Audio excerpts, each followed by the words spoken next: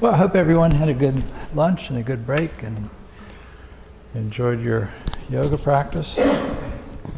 So I want to talk to you a little bit about mindfulness in daily life, because half of the practice basically is training in mindfulness as a meditation technique, but we don't practice meditation so that we can be good meditators. We practice meditation so we can live mindfully.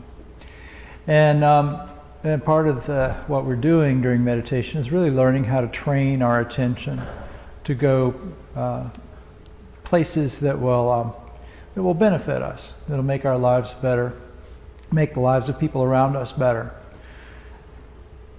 Life is really a matter of attention. We think that life is good or bad based on what happens to us. But really our experience of life, and whether it's pleasant or unpleasant, has very little to do with what happens to us and a great deal to do with how we use our attention, what we pay attention to, where we put our focus. And I'll give you an example, and this is kind of an extreme example, but it's a useful one. In 2000, I was in a really bad auto accident. And my right knee was pretty damaged, so sometimes after I'm sitting on the cushions for a while and I have to stand up and bow, I'm a little slow getting up and all of that because there's no cartilage left in that knee. And, it was permanent damage. I'm going to have at least a little bit of a limp for the rest of my life. And it broke ribs and punctured a lung and had a head injury and oh yes, it totaled my car. So by the time that few minutes was over with, I was injured permanently. I had a collapsed lung and couldn't breathe. I had a head injury. I was in and out of consciousness, and I didn't have a car. So that's a pretty bad day, right? But at the same time, a group of people who didn't know me, total strangers, called for help. And another group of total strangers showed up and cut me out of my car and got me to a hospital, where another group of total strangers who owed me nothing and didn't know me worked for hours and saved my life. So that's a pretty good day, if you look at it that way, right?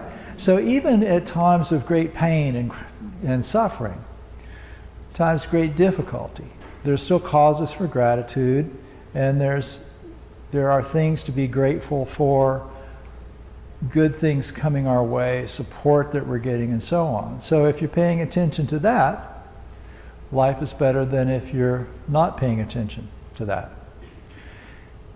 And the human brain is wired in such a way that when you're not paying attention to anything specific, the mind tends to go to kind of negative places. It looks for trouble, looks for stressors, which was probably really useful when we had to worry about tigers hiding behind the trees and stuff like that. But it's not particularly helpful in the modern world. And so one of the things that we do is we pay attention deliberately, because when we're paying attention deliberately, a whole different neural network kicks in, and it's a network that is involved with being calm and being focused and so on. So that's a big part of why we meditate. But you don't have to be meditating in order to experience that shift. You can bring yourself back to the present moment, and I'm going to talk a little bit about some things that you can do to kind of work with in daily life that don't take a lot of time, but that will help bring you to the present moment, because the present moment is actually a pretty calm place. There's a fairly famous story about a monk who's walking through the forest, and he realizes he's being followed by a tiger. So he starts walking faster, and the tiger's gaining on him. So he starts running, and the tiger's running too. And then he's running as fast as he can, and the tiger's gaining on him. He's getting closer and closer. He's going to get eaten. He comes to a cliff. He thinks, oh good, I can climb down this cliff and save myself.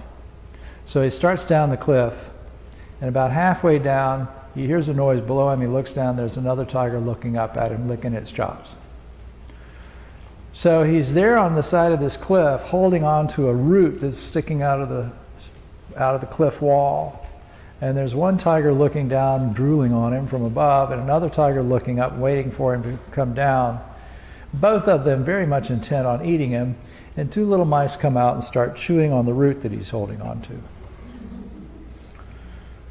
So death is inevitable, but he notices as he's hanging there that there's wild strawberries growing out of the side of the cliff. And so he reaches up and he plucks one and he pops it in his mouth, and it's so sweet. We are always between two tigers. We're born, and that's suffering. Eventually we're going to die, and that's more suffering. We're ruminating over regrets or anger or whatever from yesterday, or we're worried about tomorrow. The present moment, that's where all the strawberries are. So when you're catching yourself ruminating or worrying or whatever, if you can bring yourself back to the present, you're going to bring yourself back to a place of some calmness. This doesn't mean that if we stay in the moment, we're not going to feel anything. In fact, the objective of this practice is not to be without feeling. We just don't want to let our feelings dictate our lives. They're not irrelevant. A lot of people think, oh, if I practice meditation, I'm not going to feel anything. I'm going to be indifferent. I have this idea that non-attachment means being detached, and that's really different. That's not true. There's a lot of misperceptions about this, and you don't just, if you're practicing Zen, you don't just go around saying cryptic things and being serene all the time. It's really about living very authentically. So accepting our mental states as natural and then doing what we need to do. There's a Buddhist psychologist named Padmasiri de Silva, and he writes about emotion, and he calls it the meaning that we give to our felt states of arousal. So basically there's a physical sensation or set of sensations, and then we take thoughts and interpretations and give value to those sensations. And so one of the things that we tend to do is we tend to kind of overvalue some of those things, or think that we have to let negative sensations keep us from doing the things that we need to do. When we practice meditation, we start to realize that we don't have to respond to every feeling that arises. We don't have to respond to every thought that arises. We can sit on a cushion and experience discomfort and still stay on the cushion. And in fact, if we stay on the cushion long enough, we'll probably become acclimated to the discomfort. And it's the same thing with the other things that we do in life. I used to be absolutely terrified of public speaking. If you had told me 20 years ago that I was going to be doing this, I would have told you were out of your mind. I made it through graduate school without having to give talks in class or anything like that. But eventually I realized I had something worth saying, so I started working at it and practicing, and now most of the time I actually kind of enjoy speaking in public.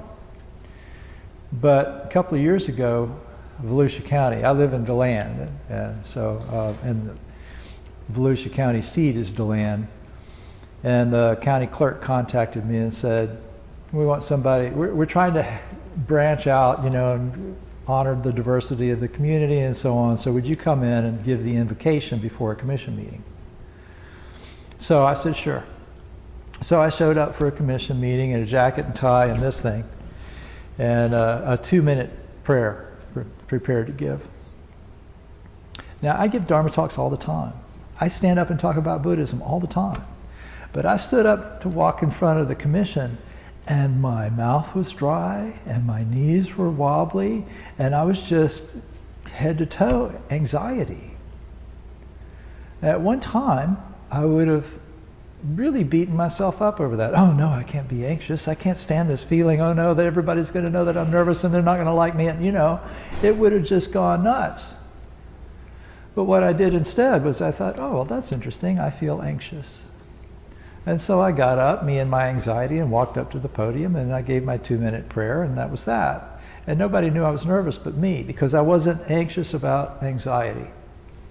Oh, you know what? I love you. Thank you. So anyway, feelings are just feelings. They're not realities. They're not they're really symptoms of what's going on. And some of the stuff that's going on, even when there's feelings that we don't particularly enjoy involved, like anxiety about speaking in public and all of that, are really symptoms of something good. You know, you want to do a good job about something, anxiety arises, okay, that's because you want to do it fairly well. You do it better if you're not anxious, but that's okay. Take the anxiety and turn it into something useful.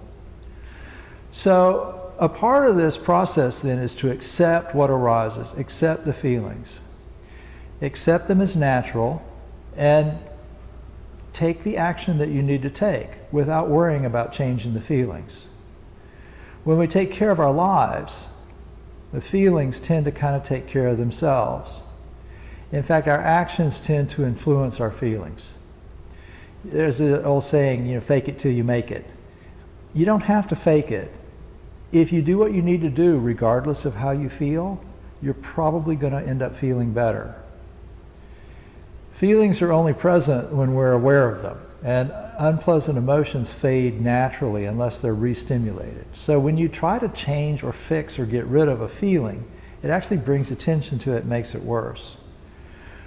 So rather than trying to change how we feel, we develop the skills that help us live better regardless of how we feel. And that's where things like mindfulness and meditation come in.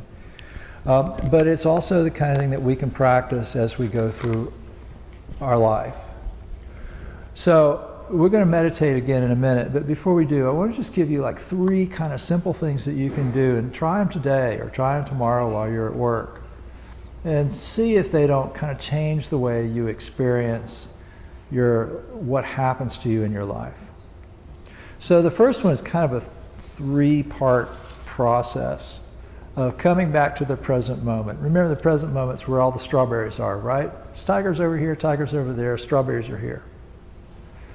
So if you find yourself feeling stressed out, ruminating, worrying, or whatever, to get out of that cycle, first thing to do is focus on something coming in through one of the senses. So in other words, something that you see, that you feel, that you hear. It could be something pleasant like the sound of a bird singing outside. It could be the sensation of the air conditioning on your skin. Worst case, it can be the feeling of your feet on the floor. This is one that some of the inmates at prison like to do, because a lot of the time when there's stressful stuff going on, it's because they're standing in line. They can always feel their feet on the ground. So just feel something. So that's a reality that's happening in the present moment. It's just like I'm breathing in, I'm breathing out. I feel my feet, or I see the tree, or I feel the air conditioning, or I hear the bird. Okay? And then part 2 is orient yourself in place and time. So if I was doing this right now, I see an exit sign, and it's Sunday afternoon, and I'm at White Sands Buddhist Center.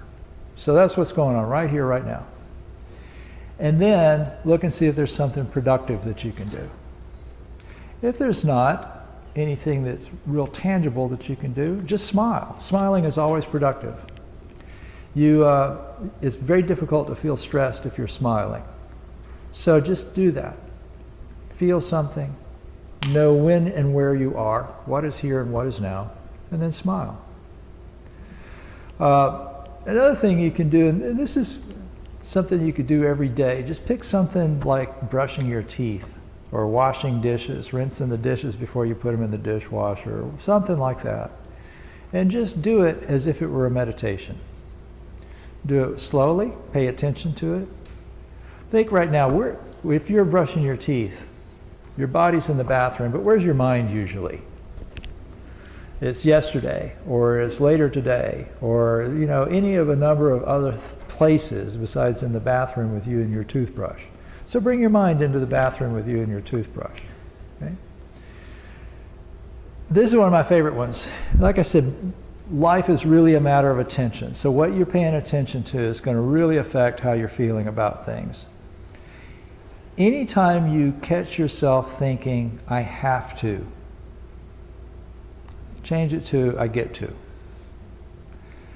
How many of you know somebody that complains a whole lot and they're really kind of tedious to be around? Right? So you know what it's like to hear someone complain. You have to listen to yourself complain all the time. So the first part of this process is to watch for yourself saying, I have to, because that's a complaint. Oh, I have to go to White Sands this morning. Oh, I have to, I have to do this, after that. All right? Then change it to I get to. Once I was invited, well, many times, I've been invited to Daytona Beach to speak at interfaith services at a Catholic church there. And this one particular day, the service was like 6:30, so I was supposed to be there around 6, so I hit Daytona Beach just about rush hour, and it started raining. So, and I live in DeLand, by the way. So I get to like I-95, which is kind of the edge of town. It's raining. I go, I have to drive across Daytona Beach at rush hour in the rain. Well, it happened at that particular time I was actually doing a program in Japanese psychology, and this I have to versus I get to thing was my assignment for the day. So I caught that. I said, oh, all right, I get to drive through Daytona Beach at rush hour in the rain. Okay, wait a minute. So I get to drive. I look, and there's people sitting on the bench, the bus stop bench in the rain. I get to drive. I'm nice and warm and dry. And I've got an MP3 player in my car. I just downloaded some new stuff I'm listening to on my MP3 player, so I get to drive and I get to listen to music. And I get to go to this Catholic church where I meet, I'm friends with the priest there, and I get to see the imam and the rabbi and the Christian ministers and stuff that participate in this thing, and they're always fun. So it really completely changed the way I was looking at that particular moment, from something fairly stressful to something really kind of pleasant. So just take a day and do that. Watch and see how many times you say I have to, and change it to I get to.